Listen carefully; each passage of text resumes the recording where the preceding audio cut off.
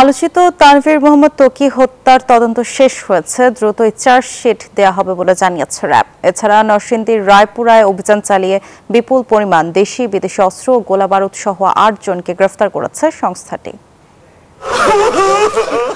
এক যুগ আগে ৮ মার্চ সকালে শীতলক্ষ্যা নদীর কুমুদিনী খাল থেকে মেধাবী কিশোর ত্বকীর মরদেহ উদ্ধার করে পুলিশ। হত্যা মামলার আসামি আওয়ামী লীগের সাবেক এমপি ওসমান পরিবার থাকায় বিচারের দাবিতে ১২ বছর অনেকবারই উত্তাল হয়েছে শীতলক্ষ্যার পার। কিন্তু ক্ষমতাসীনদের প্রভাবে মামলার তদন্ত বারবার হয়েছে দিকভ্রান্ত।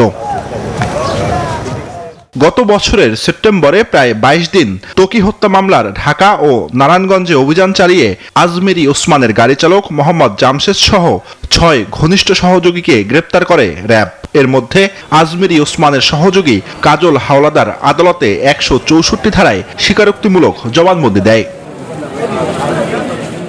শনিবার রাজধানীতে সংবাদ সম্মেলনে র্যাব জানায়, শিগগিরই দেয়া হচ্ছে ত্বকী হত্যা মামলার চার্জশিট।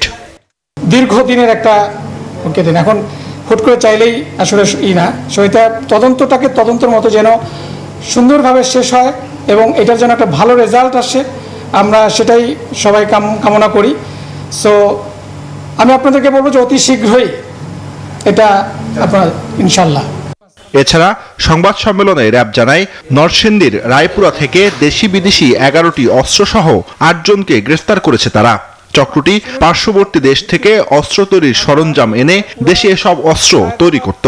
আমরা অভিযান পরিচালনা করি গতকাল রাতে এবং মোটামুটি সারা রাত ধরে অভিযান চলে এবং সেখান থেকে আমরা 11টি অস্ত্র, যার মধ্যে 2টা বিদেশি পিস্তল, একটি লোকাল পিস্তল এবং কিছু শর্ট গান এবং কিছু পাইপ গান আমরা উদ্ধার করি এবং যেখান থেকে প্রায় 32 রাউন্ড শর্ট গানের গুলি উদ্ধার করা হয় এবং কিছু পিস্তলের গুলি উদ্ধার করা হয়। অভিযানের সময় র্যাব সদস্যদের উপরও হামলা করে গ্রেফতারকৃতরা। প্রত্যেকটা জায়গা তো মানে ইঞ্চি বাই যখন যেখানে খবর পাচ্ছি। জুবাইর সানি, নিউজ 24, ঢাকা।